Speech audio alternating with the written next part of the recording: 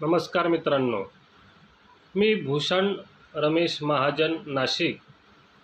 तर आज मी आपल्याशी या माध्यमातून संवाद साधणार आहे। तो एक विषय आहे जो आपण सुज्ञ होतो तेव्हापासून ते वृद्धापकाळापर्यंत तो विषय आपल्याशी सदैव निगडीत असतो। मग तो प्रापंचिक असो, पारमार्थिक असो, व्यावसायिक असो, व्यावहारिक असो किंवा आत्मिक नातेसंबंध जोपासण्यापर्यंत असो, हा जो विषय आहे हा प्रत्येकाच्या आयुष्यामध्ये एक महत्त्वाची भूमिका असते। या विषयाची जो विषय आपण सुज्ञ झाल्यानंतर अंतापर्यंत तो विषय आपल्याशी निगडीत राहतो, त्याने आपले नातेसंबंधही दृढ होतात, कमकुवत होतात, व्यवहारात प्रगती साधली जाते, व्यावसायिक प्रगती होते, अधोगतीही होते।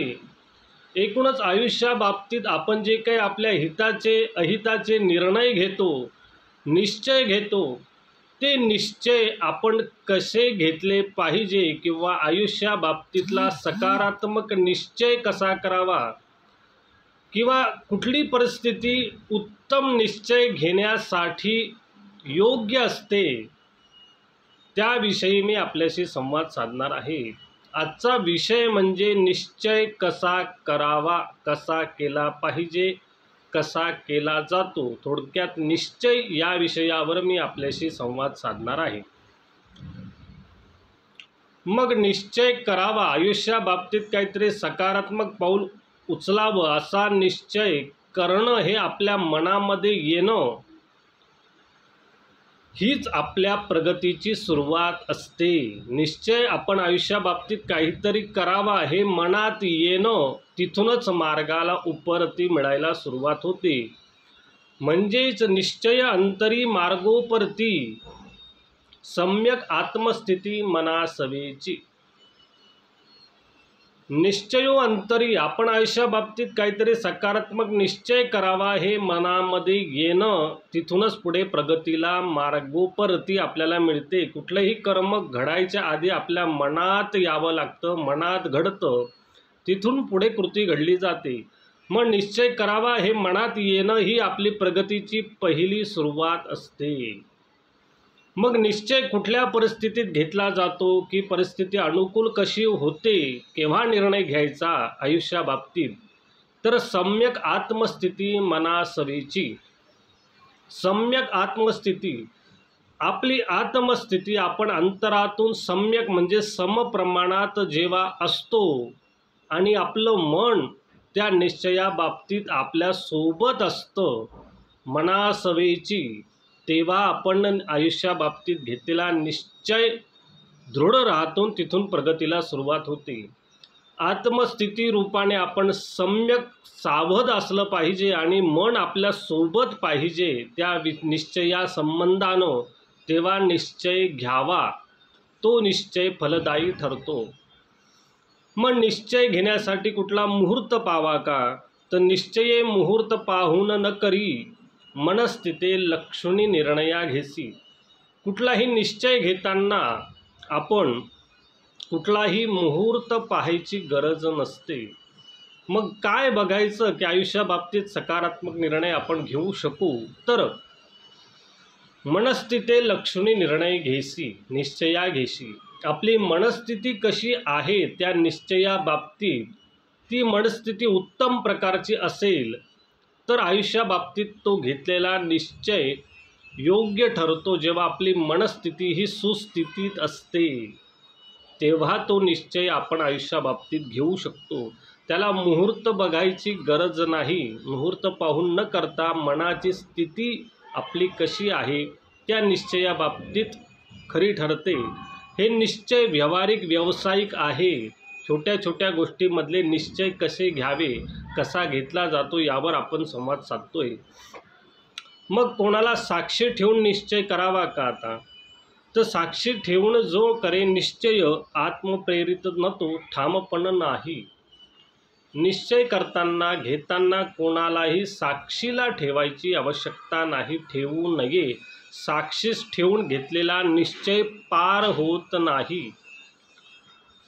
कारण कोणाला साक्षीला आपण ठेवलंय, त्याला साक्षीला ठेवून मी निश्चय करतोय, पण तो निश्चय ठाम नसतो. कारण आत्मप्रेरित नसतो, तो आतून आलेला निर्णय नसतो, निश्चय नसतो.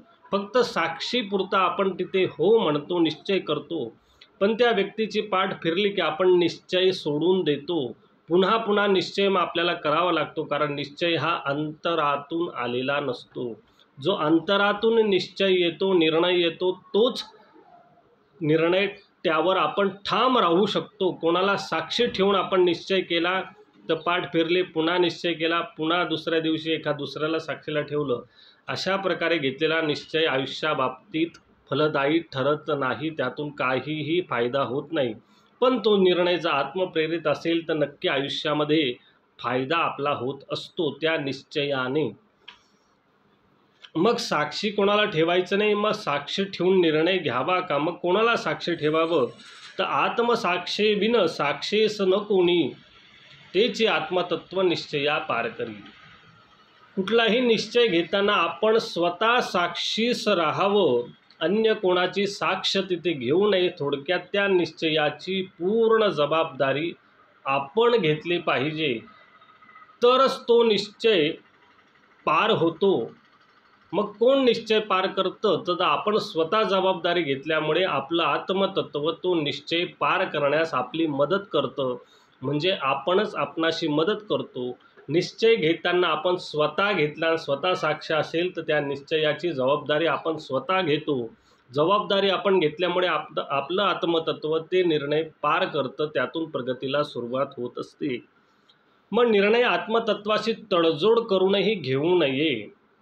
आपण निश्चयाबाबतीत जर प्रामाणिक नसू किंवा निश्चय घेताना काहीतरी आपण स्वतःशी तडजोड करून जर निर्णय घेतला, निश्चय घेतला, तर तो निश्चय पार होत नाही, त्यातून फलोत्पत्ती होत नाही.